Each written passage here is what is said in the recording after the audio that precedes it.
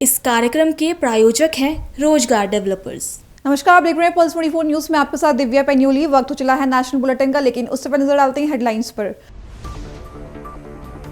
अयोध्या में राम धुन पर नाच रहे भक्त, 5 सदियों बाद आया यह शुभ दिन। पीएम मोदी सहित योगी आदित्यनाथ और मोहन भागवत हुए शामिल। दिल्ली प्रदूषण पर आम आदमी पार्टी का हमला, सौरभ भारद्वाज ने केंद्र को ठोस कदम उठाने की दी चेतावनी। बोले, यूपी हरियाणा राजस्थान में पराली जली तो बढ़ेगा संकट। सिंहवाड़ा में लाखों की लूट के बाद नकाबपोश बदमाश फरार, सीएसपी संचालक से हथियार के बल पर लूट, एसडीपीओ और पुलिस टीम छानबीन में जुटी। आनंदपुर साहिब 350वीं शहादत वर्षगांठ के कार्यक्रम में केजरीवाल ने मांगी माफी। बोले, कमी रह गई हो तो माफी। पंजाब सरकार की तैयारियों पर केजरीवाल ने जताई विनम्रता। तुम दोनों की मेहनत बहुत रंग लाई है बेटा, घर बहुत सुंदर बना है। ये मेरे पापा का घर। पता है, देख तेरे पापा की नेम प्लेट अपने हाथों से लगाऊंगा। नेम प्लेट तो लग चुकी पापा।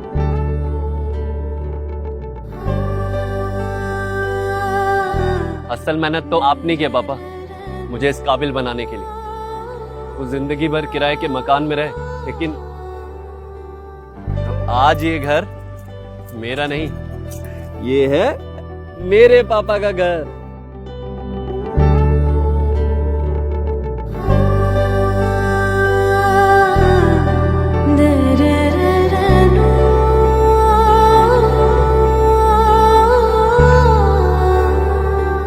उड़ान सपनों की, आंगन खुशियों का और साथ सकर्णी का।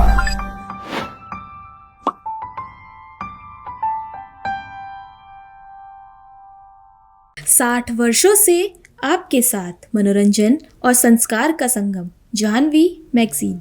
अब खबरें विस्तार से। अयोध्या में सदियों की प्रतीक्षा के बाद आया केसरिया रंग का धर्म ध्वज फहराने का यह शुभ दिन। बता दें, धर्म ध्वज की ऊंचाई 10 फीट और लंबाई 20 फीट है। इस अवसर पर राम धुन के साथ उल्लास में डूबे देश दुनिया के श्रद्धालु आए हैं।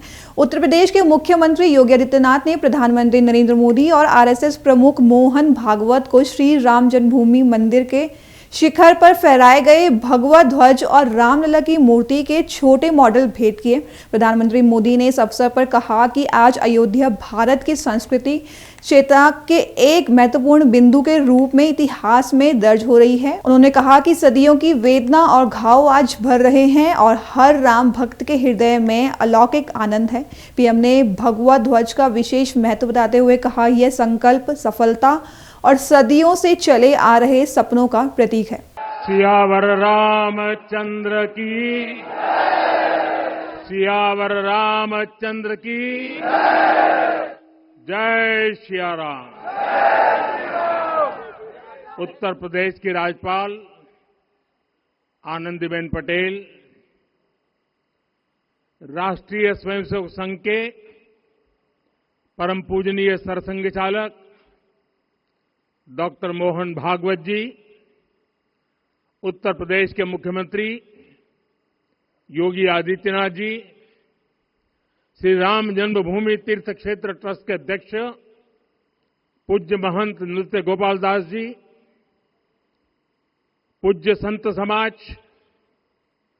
यहां पधारे सभी भक्तगण, देश और दुनिया से इस ऐतिहासिक पल के साक्षी बन रहे कोटि कोटि राम भक्त, देवी और सज्जनों, आज अयोध्या नगरी भारत की सांस्कृतिक चेतना के एक और उत्कर्ष बिंदु की साक्षी बन रही है। आज संपूर्ण भारत, संपूर्ण विश्व राममय है।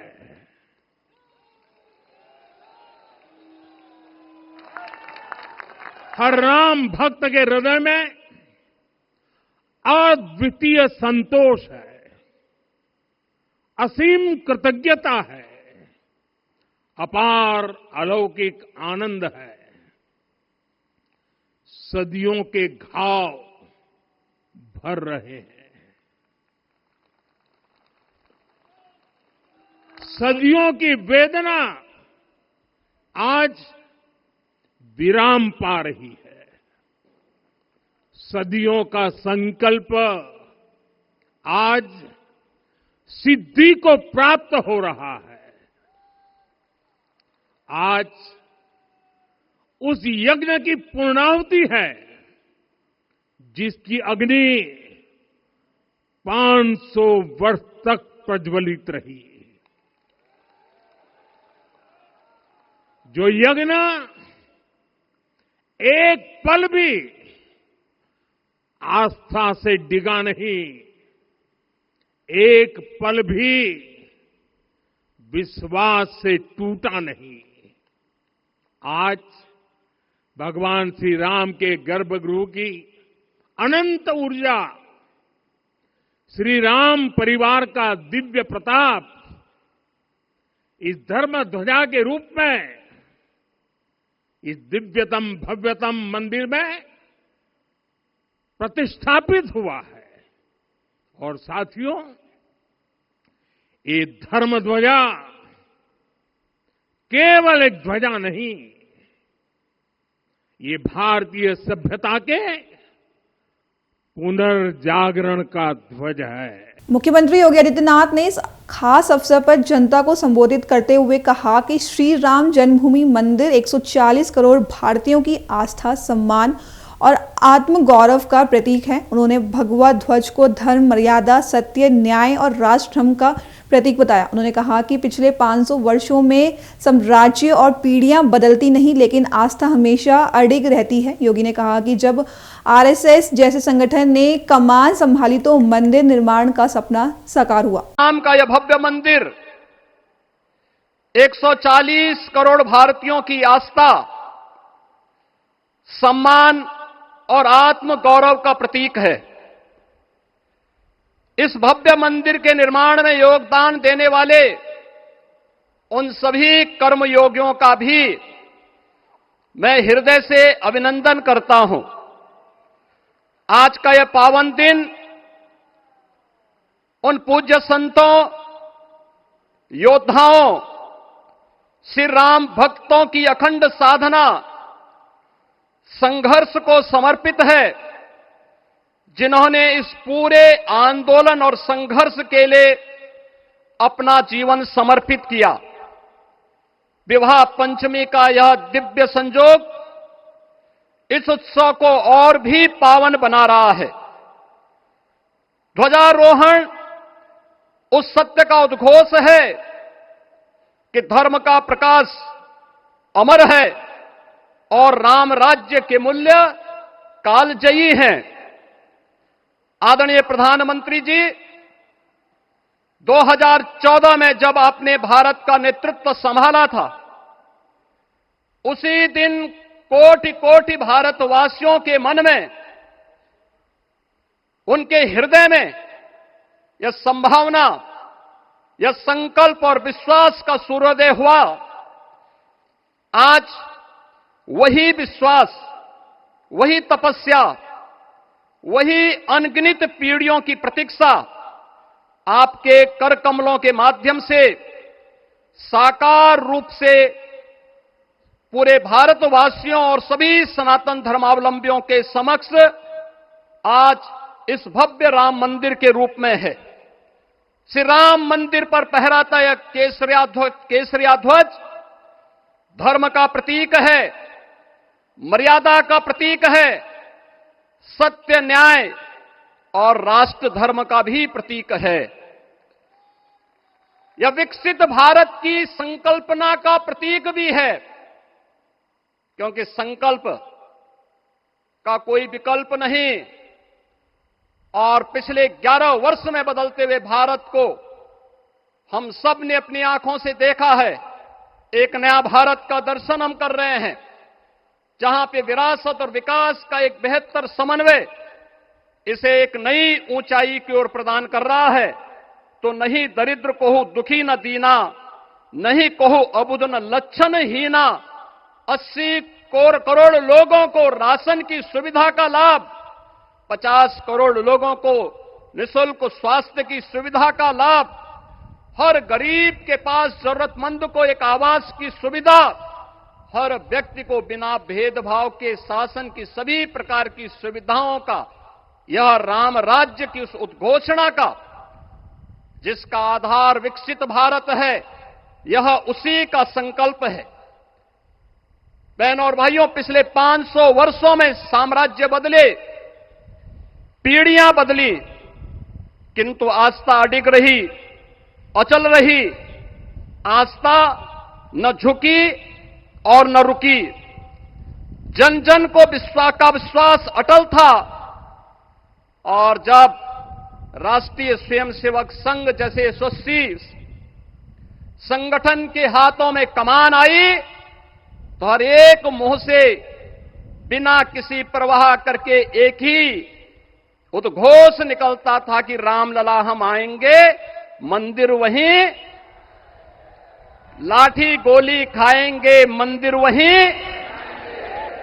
और एक समय था जब ये वैभवशाली अयोध्या संघर्षों, अराजकता, बदहाली का शिकार बन चुका था। लेकिन आदरणीय प्रधानमंत्री जी के मार्गदर्शन और नेतृत्व में आज अयोध्या उत्सवों की एक वैश्विक राजधानी बन रही है। यहां हर दिन एक पर्व है, हर दान एक प्रताप है और हर दिशा में राम राज्य की पुनर्स्थापना का दिव्य अनुभूति हो रही है। आज श्री राम लला की ये पावन नगरी आस्था और आधुनिकता की, आस्था एवं अर्थव्यवस्था के एक नए युग में प्रवेश कर चुकी है। बेहतर कनेक्ट ध्वजारोहण समारोह में आरएसएस प्रमुख ने इस ऐतिहासिक क्षण को साझा किया। आरएसएस प्रमुख मोहन भागवत ने कहा कि यह दिन सभी के लिए सार्थकता का प्रतीक है। मोहन भागवत ने बताया कि मंदिर निर्माण में कई लोगों ने अपने प्राण और पसीना अर्पित किए हैं और आज शास्त्रीय प्रक्रिया पूरी होकर ध्वजारोहण संपन्न हुआ। भागवत ने कहा यह दिन उन सभी के लिए खुशी का क्षण है जिन्होंने रामलला के मंदिर के निर्माण में योगदान दिया। आज हम सबके लिए एक सार्थकता का दिवस है। इतने लोगों ने सपना देखा, इतने लोगों ने प्रयास किए, इतने लोगों ने अपने प्राण अर्पण किए। आज उनकी स्वर्गस्थ आत्मा तृप्त हुई होगी। आज वास्तव में अशोक जी को वहां शांति मिली होगी।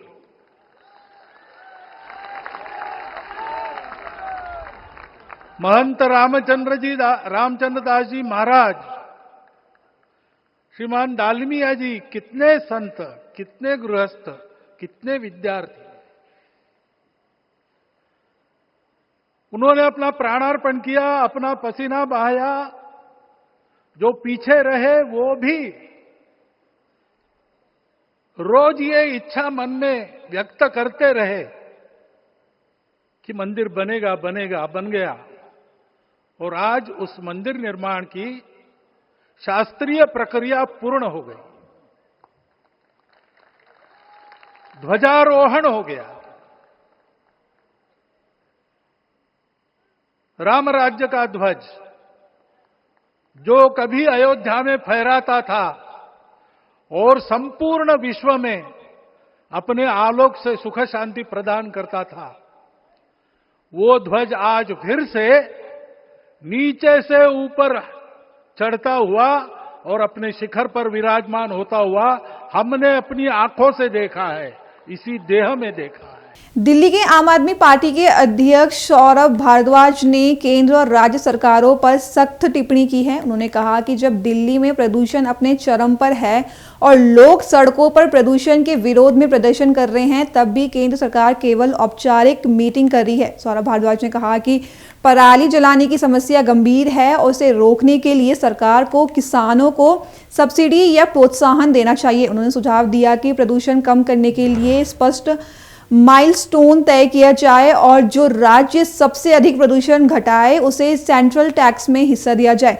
भारद्वाज ने चेतावनी दी कि अगर कड़े कदम नहीं उठाए गए तो उत्तर प्रदेश, हरियाणा और राजस्थान में पराली जलती रहेगी, जिससे दिल्ली और आसपास के राज्यों में प्रदूषण और बढ़ेगा। उन्होंने कहा कि समस्या सिर्फ दिल्ली की ही नहीं है बल्कि पूरे क्षेत्र की है और इसके लिए ठोस नीतिगत कदम जरूरी है। देखिए, ये देश का बड़ा दुर्भाग्य है जब पूरी दिल्ली में त्राही त्राही हो जाती है, कोर्ट सरकारों से सवाल पूछने लगते हैं, लोगों को सड़क पे उतर के आना पड़ता है, तब एक फॉर्मेलिटी के तौर पे हर साल केंद्र सरकार एक मीटिंग करती है, सभी राज्यों को बुलाती है, बड़ी बड़ी बातें करती है और उसके बाद सरकार एक साल के लिए सो जाती है।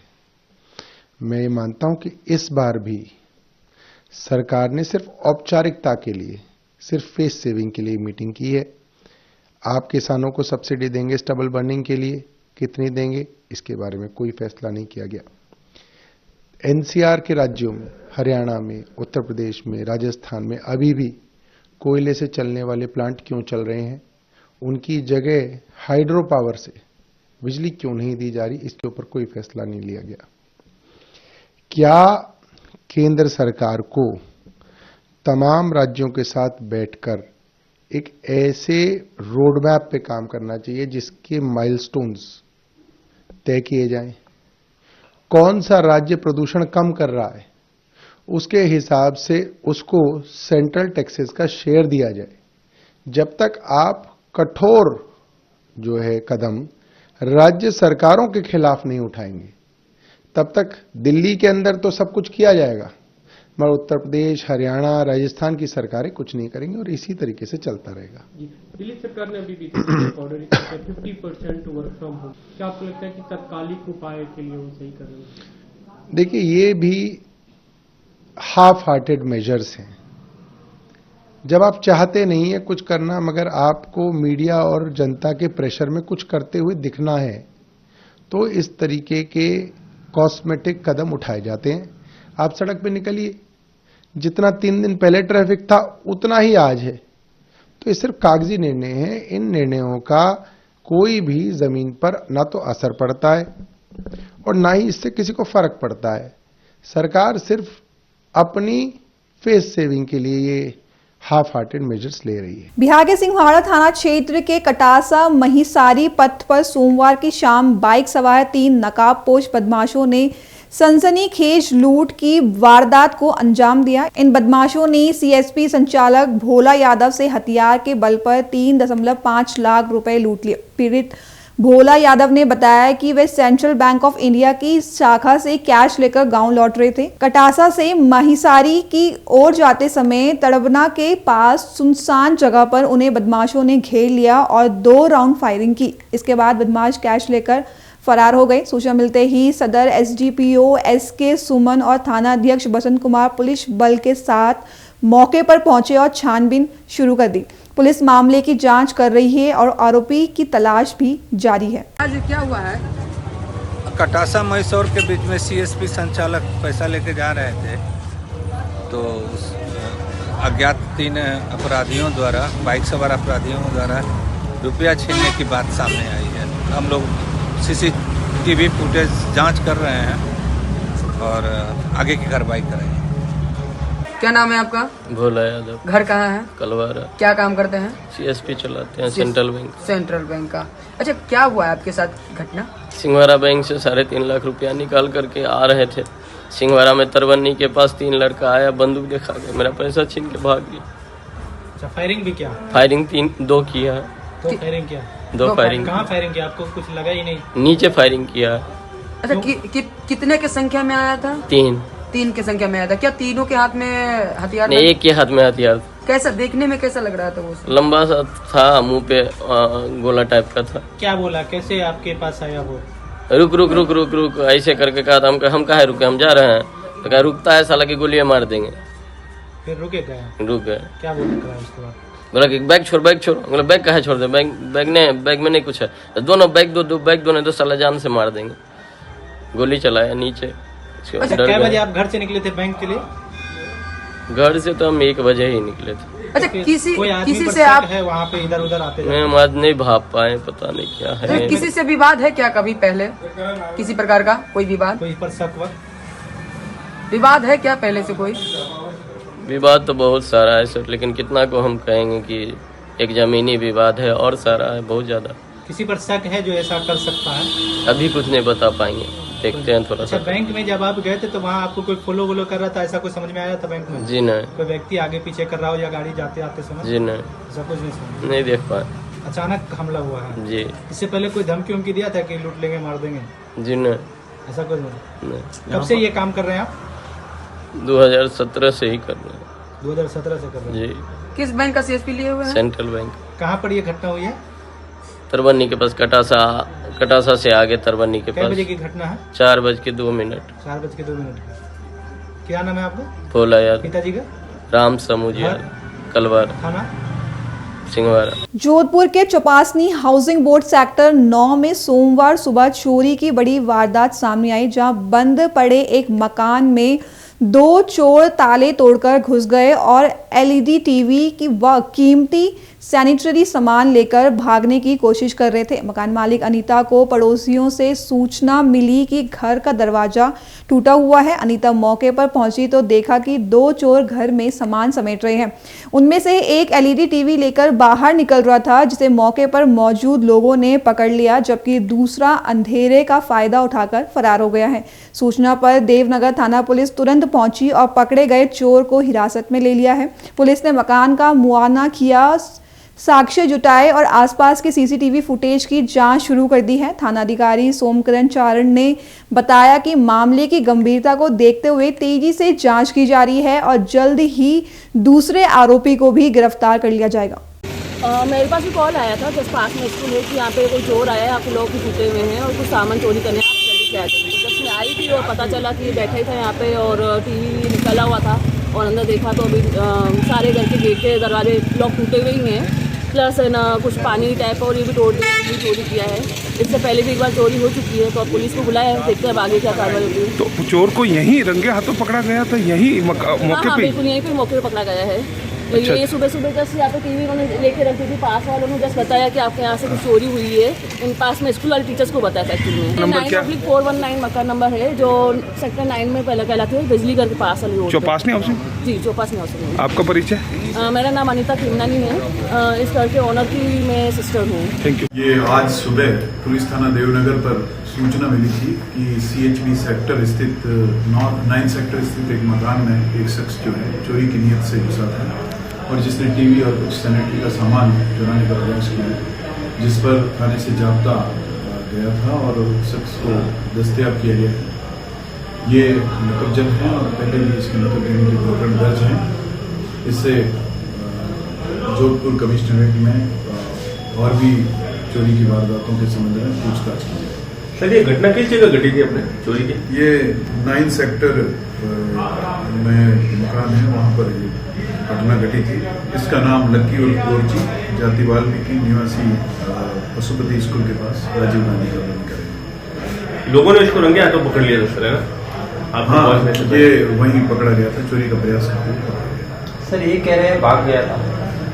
नहीं, मौके पर आगे की कार्रवाई पूछताछ है। आनंदपुर साहिब में आम आदमी पार्टी के राष्ट्रीय संयोजक अरविंद केजरीवाल ने श्री गुरु तेग बहादुर साहिब जी की 350वीं शहादत वर्षगांठ पर आयोजित कार्यक्रम में हिस्सा लिया। उन्होंने कहा कि यह अवसर बेहद पवित्र और ऐतिहासिक है और हम सब यहाँ उनकी शहादत को याद करने के लिए एकत्रित हुए हैं। केजरीवाल ने बताया कि पंजाब सरकार कई महीनों से इस आयोजन को विशेष और यादगार बनाने की तैयारी कर रही थी। पूरे आनंदपुर साहिब की सफाई, ड्रोन शो, नगर कीर्तन और अन्य व्यवस्थाएं की गई। उन्होंने कहा कि बड़े आयोजन में कितने भी इंतजाम कर लिए जाएं, कुछ ना कुछ कमी रह ही जाती है। केजरीवाल ने मंच से कहा कि यदि किसी व्यवस्था में कोई कमी रह गई हो तो वे पंजाब सरकार, मुख्यमंत्री भगवंत मान और मंत्रिमंडल की ओर से माफी मांगते हैं। हम लोग 350 साल पहले श्री गुरु तेग बहादुर जी साहिब जी के शहादत जो हुई थी उसको याद करने के लिए, सम्मान देने के लिए एकत्रित हुए हैं। भाई मतीदास जी भाई सतीदास जी, भाई दयाला जी, उन सब लोगों ने जो शहादत दी थी उसको सम्मान देने के लिए एकत्रित हुए हैं। मैं दिल से उन सब लोगों को सम्मान देता हूं और पूरी पंजाब सरकार, पूरी आम आदमी पार्टी की सरकार पिछले कई महीनों से इस पवित्र मौके को ऐतिहासिक बनाने के लिए लगी हुई है। जैसा भी हमारे दोनों मंत्रियों ने बताया, रात दिन सुबह शाम, आप लोगों ने सोशल मीडिया पे भी देखा होगा कैसे रात को 1-1 बजे, 2-2 बजे हमारे मंत्री, हमारे विधायक, हमारे अफसर, किसी भी भक्त को किसी भी तरह की कोई तकलीफ नहीं होनी चाहिए। पूरे आनंदपुर साहब को इतना साफ सुथरा किया गया है, यहां तक कि एक टॉयलेट में मंत्री जा के खुद देख रहे हैं कि किसी तरह की कोई गंदगी तो नहीं है, सफाई का इंतजाम है कि नहीं है। ड्रोन शो का इंतजाम जिसमें उनके जीवन को दिखाया गया, लाइट एंड साउंड शो का इंतजाम, नगर कीर्तन का इंतजाम, बहुत इंतजाम किए गए हैं। लेकिन जैसा उन्होंने कहा, आप कितना भी इंतजाम करो, कुछ ना कुछ कमी तो रह जाती है। अगर कुछ कमी रही तो उसके लिए मैं माफी चाहूंगा पंजाब सरकार की तरफ से, मान साहब की तरफ से, अपने सभी मंत्रियों की तरफ से। अगर किसी चीज की कोई कमी रह गई तो हम माफी चाहते हैं। अभी के लिए बस इतना ही। देश विदेश की खबरों से जुड़ने के लिए देखते रहें पल्स 24 न्यूज। तब तक नमस्कार। तुम दोनों की मेहनत बहुत रंग लाई है बेटा, घर बहुत सुंदर बना है। ये मेरे पापा का घर। पता है, देख तेरे पापा की नेम प्लेट अपने हाथों से लगाऊंगा। नेम प्लेट तो लग चुकी पापा।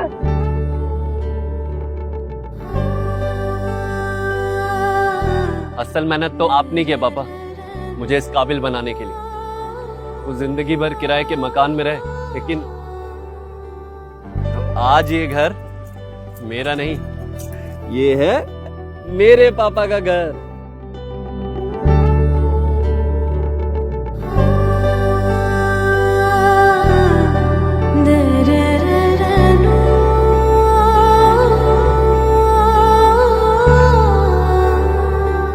उड़ान सपनों की, आंगन खुशियों का और साथ सकर्णी का।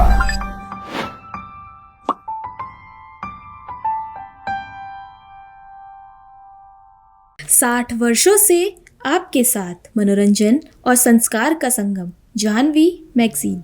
इस कार्यक्रम के प्रायोजक थे रोजगार डेवलपर्स।